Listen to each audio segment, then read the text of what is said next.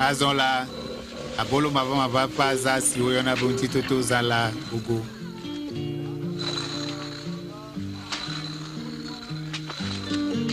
Yesu do Simon Petro pro Johannes bewa jenko ada dramu toto ngulado.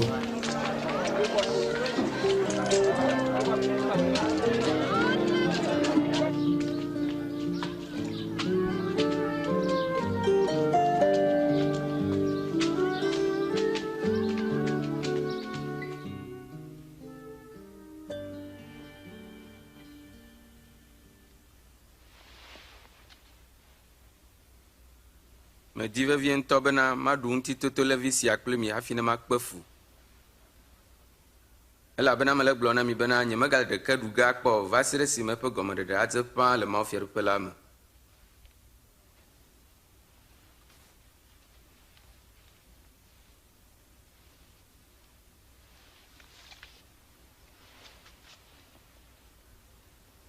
Ya irato nenye o apeto mi amau hebli bola pe fia.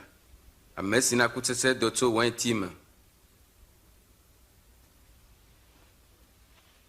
Mi khoi si ane mi amai. Ela bena me blona mi bena to si adinye me ga no ge vasire si me ma pe fia dudu anava o.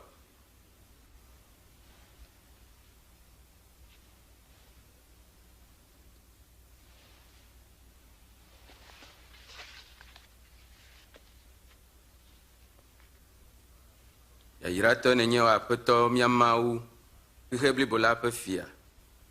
Amesina abolo mi to anyigba me.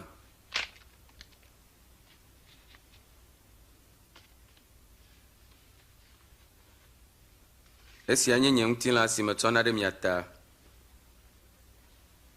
Mi wasi ane miatona nkudom dinye.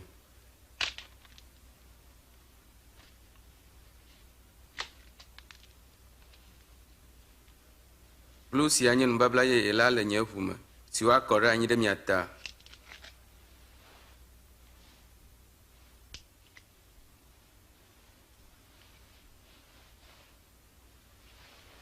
Que kpora yo nye me fia la pasi le kploadzi plim. Ele me ba me gbetovi la ku le ma ƒe dodo la nu gake baba na me si ade asi. Esi amajo.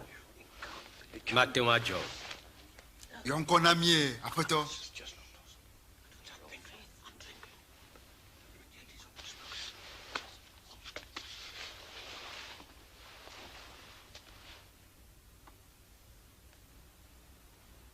Ame si nye gãtɔ le mia dome la na zu suetɔ. Eye ame si nye amegã la na zu abe subɔla ene. Elabena ame kae nye gawu. Ame si bɔbɔnɔ anyi le nu ɖum loo alo ame si le subɔsubɔ mahã.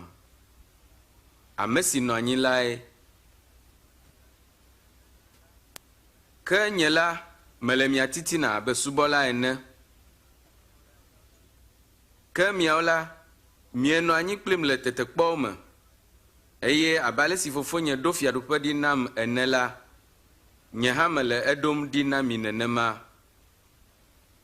Miaɖu nu eye miano nu le nye kplɔ ŋu le nye fiaɖuƒe la me. Eye miabɔbɔnɔ fiazikpui dzi be miaɖu Israel ƒome 12 dzi. Ke yo mɔfia aɖeke meli o ɖe. Simon, kpɔ ɖa. Satana le mia dim be yeagbɔ mi. Abe ale si agbledela gbɔ alu ene. Gake nye la me ɖe kuku ɖe ta be wò xɔse nu nagatsi o.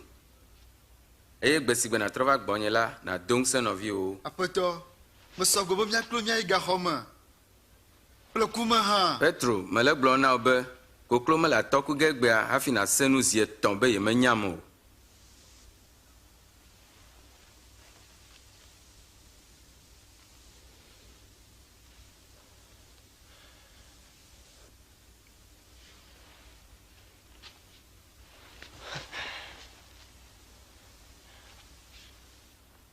Esi me dɔ mi ga kotoku kple afɔkpamanɔ mia si ɖe nane hiã mia. Nane ko.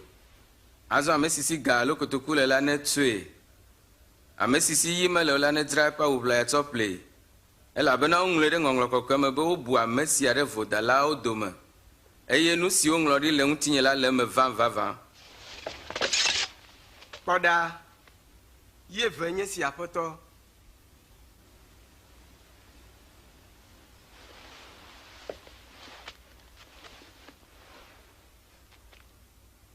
Esogbo.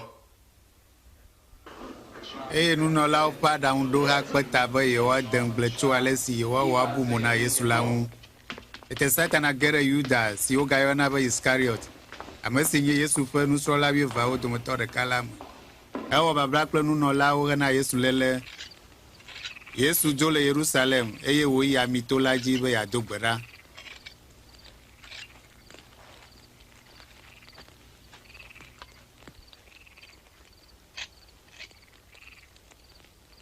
Mido gbe ɖa bena miagadze tetekpɔ me o.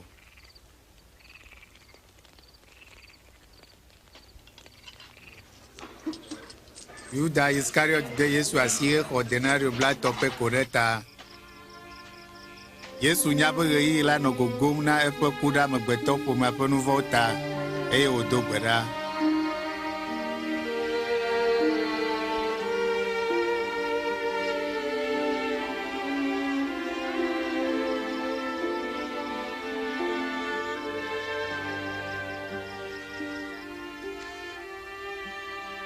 Fofo, ne elɔ̃ la, tsɔ kɔƒo sia yi le gbɔnye, gake menye nye lɔlɔ̃nu o, ke boŋ tɔwò ko.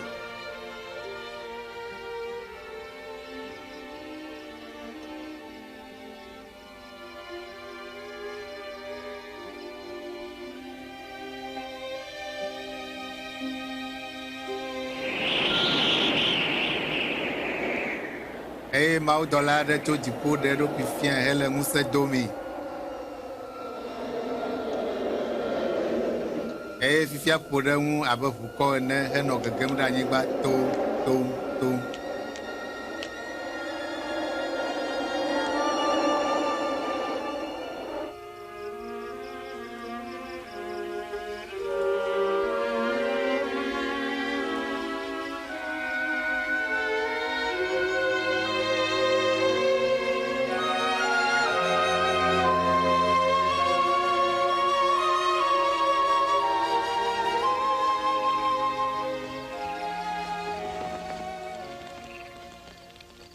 Nu ka ta miele alɔ dɔm?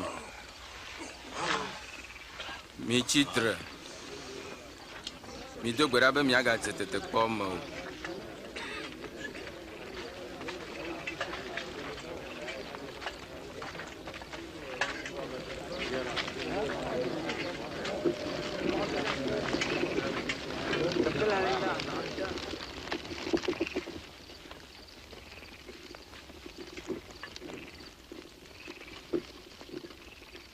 Yuda.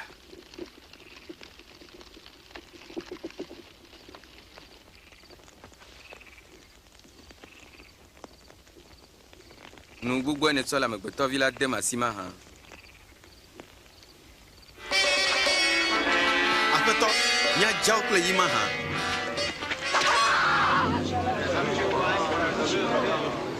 Mizɔ ɖe edzi eye mialé. Enyo nenema.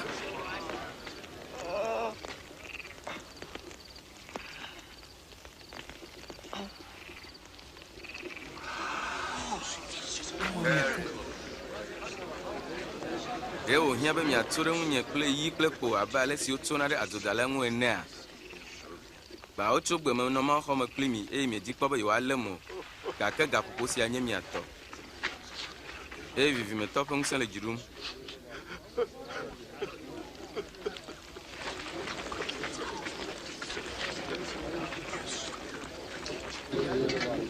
Milé.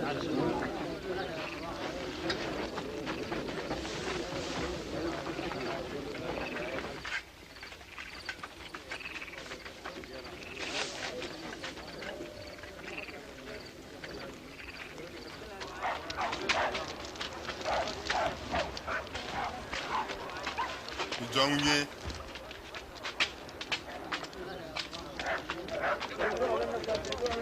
Gbadagbawo kplɔ yi ɖe ʋɔnudrɔ̃ƒe la eye woɖu feŋu le ŋu abe Yudatɔwo ƒe fia ene. Mi kpɔ wo si fia dona la ɖa.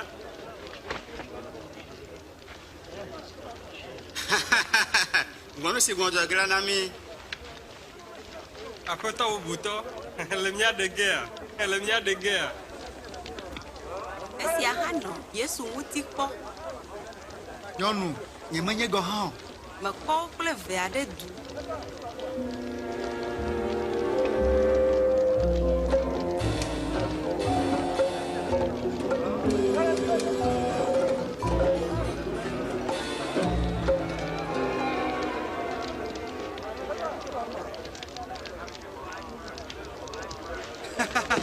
subɔla da he o. Ale ke ne kpɔ ame te nɔnɔ ɖoe. Wo dometɔ ɖeka o hã nenye. Enyia, gbede.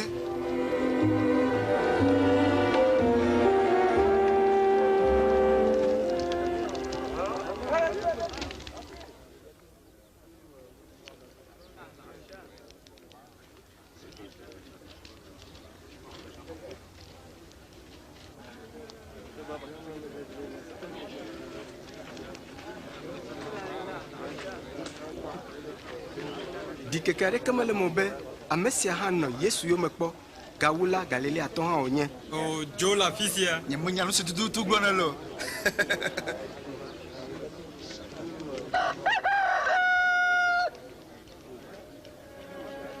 Yesu trɔ eye wòkpɔ Petro dũu. Eye Petro ɖo ŋku nya si Aƒetɔ la gblɔ nɛ bena hafi koklo naku atɔ gbe sia la, agbenu le gbɔnye zi etɔ̃.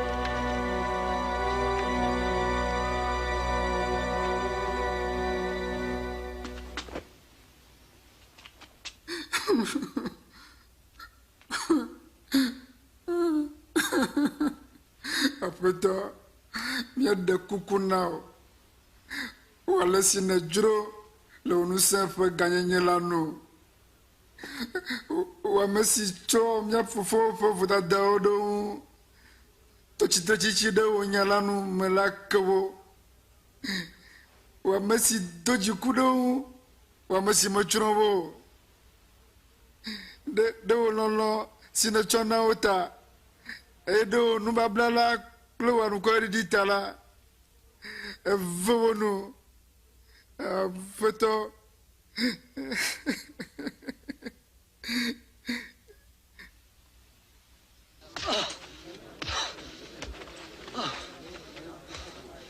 Ame ke ƒo gblɔe na mi. Fia ame si le kpɔ ge la to nyagblɔɖi me. Midzudzɔ. Mebe midzudzɔ. Ikplɔ va dumegãwo ŋkume. Dze mɔ.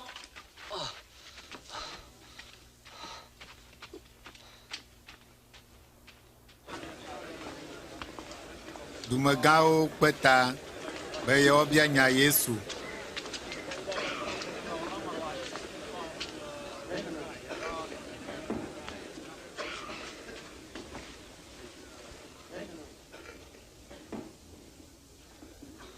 Gblɔe na mi, wòe nye Mesia la.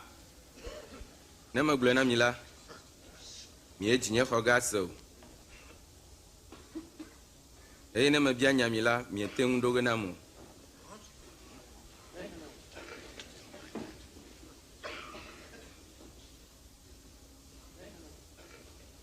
Gake tso esia dzi la, amegbetɔvi la nɔ anyi ɖe Mawu Ŋusẽkatãtɔ la ƒe ɖusime. Ekema, wòe nye Mawu via. Miawoe gblɔm be nyee.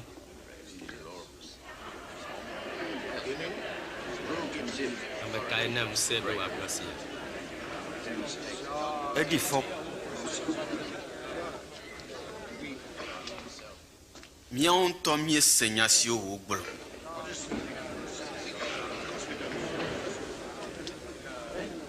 Míakplɔe ayi Pilato gbɔe.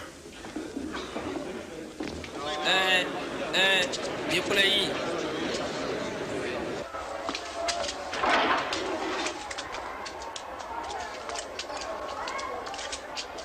Dzemɔ.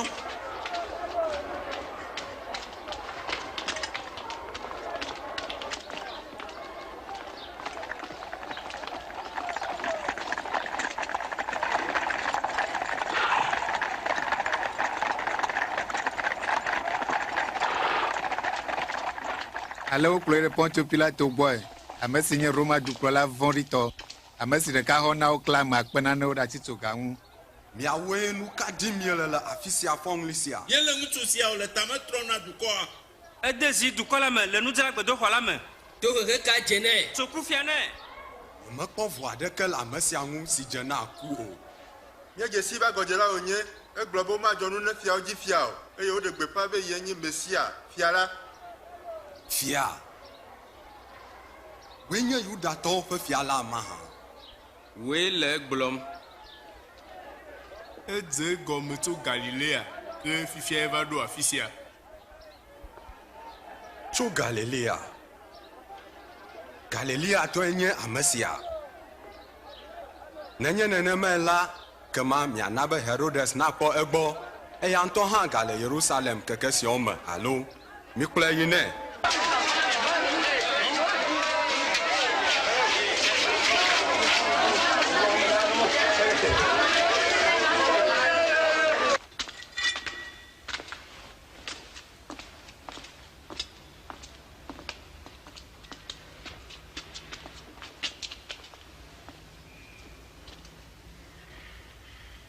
Ame ka gblɔm nele be enye?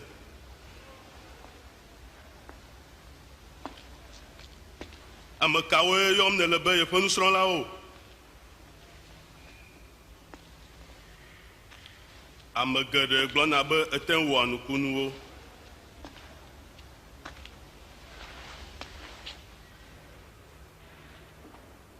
Wɔ nane makpɔ. Nye aƒetɔ, ele ku gbegblẽ ƒam ɖe amewo me eye wole eɖokui yɔm be fia. Ame sia be yenye fia.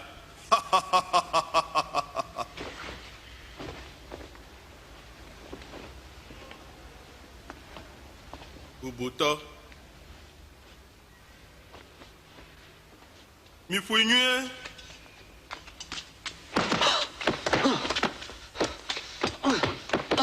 Mitrɔ yi na Pilato, eƒe dziɖuƒe nye afi sia.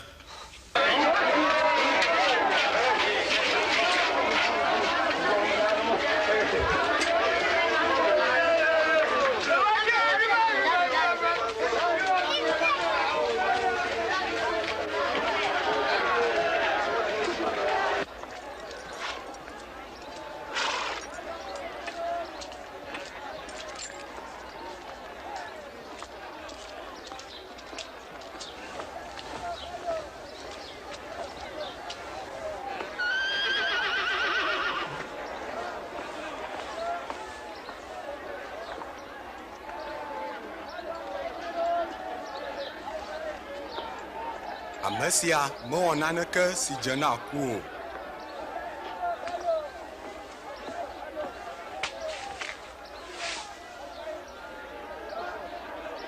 Eya ŋuti mana woaƒoe eye maɖe asi le eŋuti. Edze be naɖe asi le gatɔ ɖeka ŋuti na mí le ŋkekenyui sia dzi. Ame si ŋu naɖe asi le lae nye Barabas. Kplɔ ame sia yie.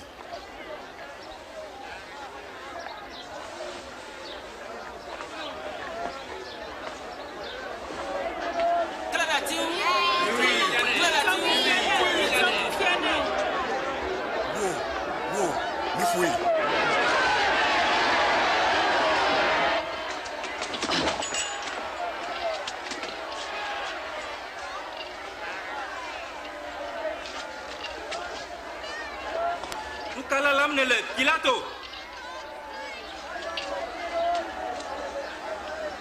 Eye enye Yesu. Kata mi le fo mi ale.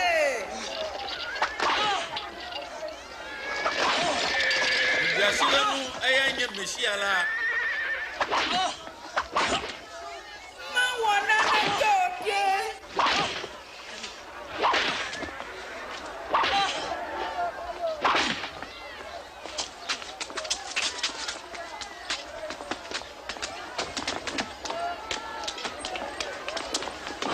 Ke woganɔ ɣli dom ko kple gbesese be edze be woakla Yesu ɖe ati ŋu.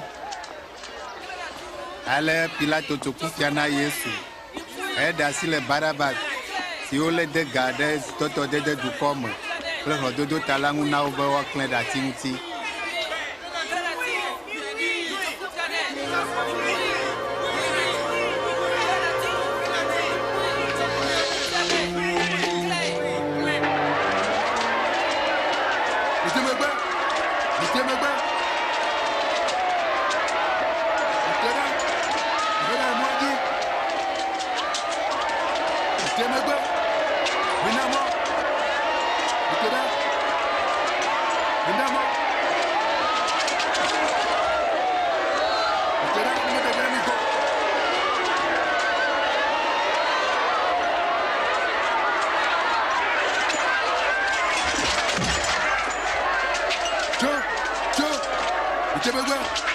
Itemegbe.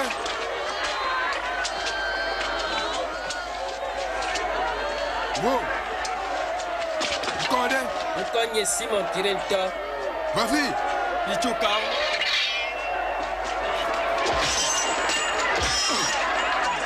Voilà, ouais. Ouais. Tiens. Diamant.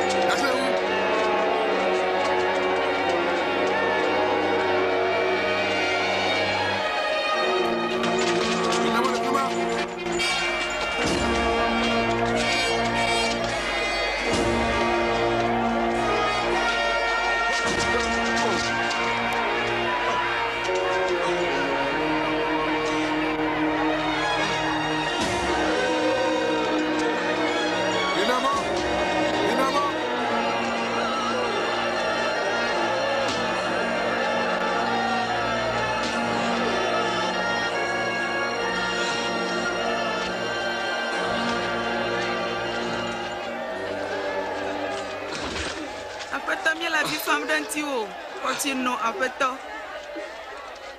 No tsi aƒetɔ.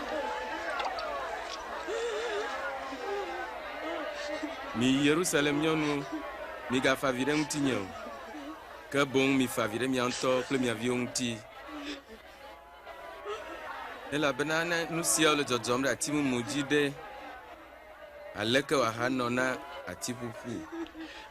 Míado gbe ɖa ɖe ta sia. Mawu nekpe ɖe ŋuti o.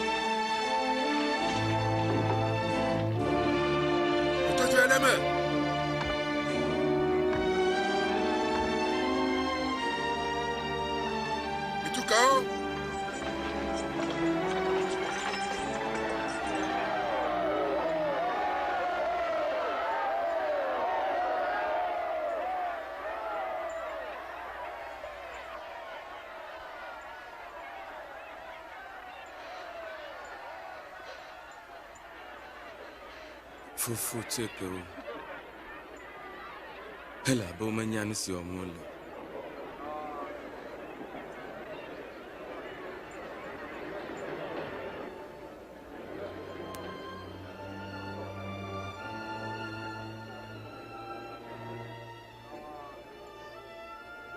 eda me bubuwo ne de ye ntɔ ɖokui hã.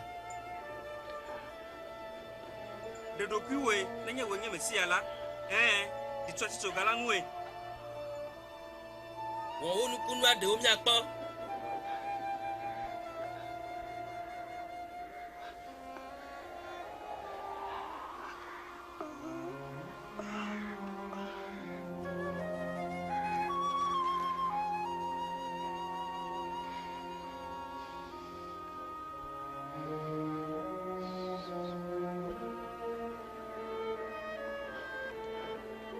Ale wokla Yesu ɖe atsitsoga ŋu ɖe adzodala eve ƒe titina be nyagblɔɖi nava me abe ale si Mawu ƒe gbeƒãɖeɖawo ŋlɔe ɖi ƒe alafawoe nye esi ene.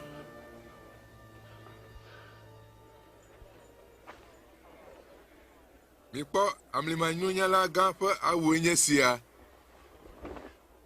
Mina míadze. Midze. Awo, migadze o. Maɖo aɖaŋu na mi. Mina míada kɔ ɖe edzi. Gbadagbawo da kɔ ɖe eƒe awuʋlaya dzi. Nye bo made gbã. Markusa de. Markusa du dzi. Obusutɔ dzɔgbenyitɔ sia. Nu ka wɔ ge ne le kpee se bibi fia.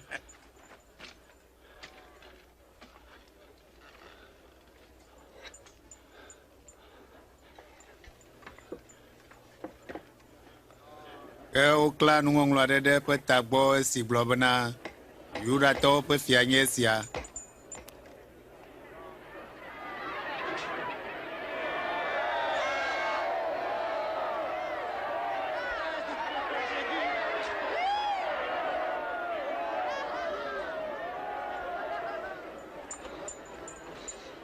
Nenye woe nye Yudatɔwo ƒe fia ke ɖe ɖokui o.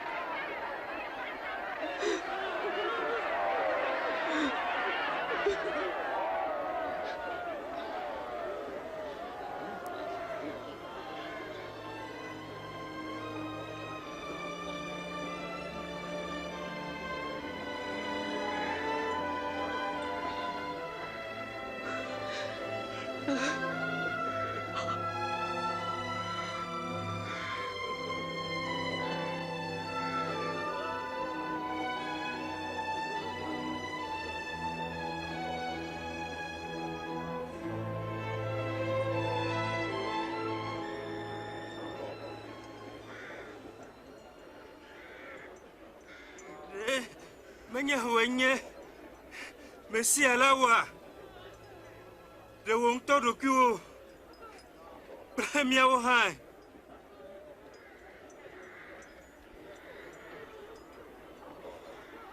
Ɖe mevɔ̃ Mawua, Mesia xɔ tohehe ma ke si nèxɔ, gake mewɔ nu tovo aɖeke o.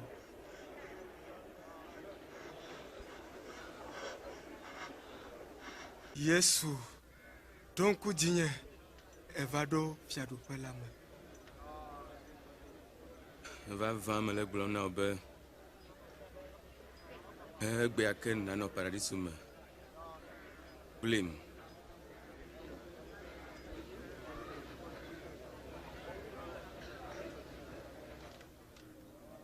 Anɔ abe ŋdɔ ga 12 ene eye zadokeli do ɖe anyigba blibo la katã dzi va se ɖe ɣetrɔ ga 3.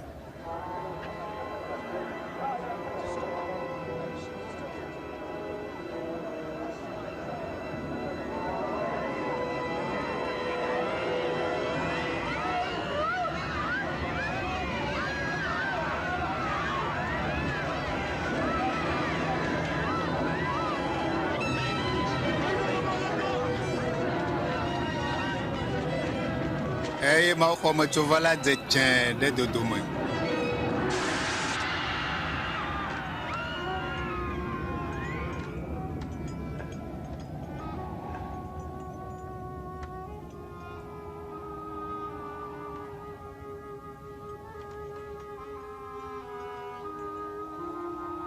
Fofo.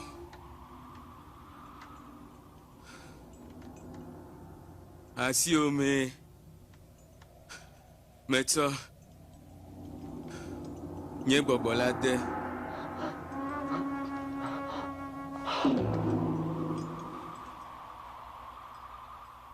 esi asrafowo dzikpɔla kpɔ nu siwo va dzɔ la ekafu Mawu gblɔ bena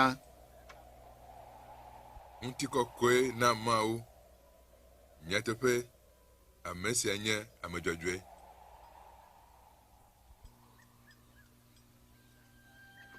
Yosef Arimateatɔ, ame si nye ame dzɔdzɔe aɖe le xɔse nunɔlawo ƒe aɖaŋudeha me.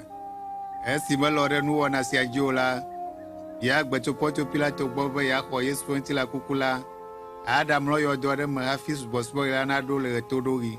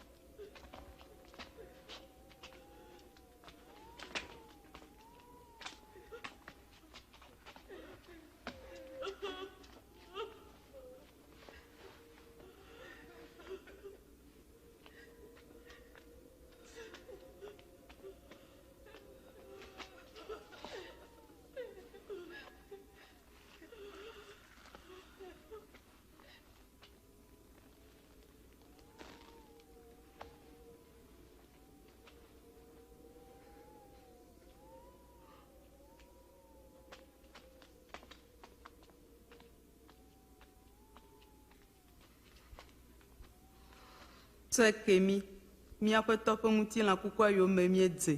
Miawoe zɔ Maria, vɔ miɖe abla elabena sabat la le gogom.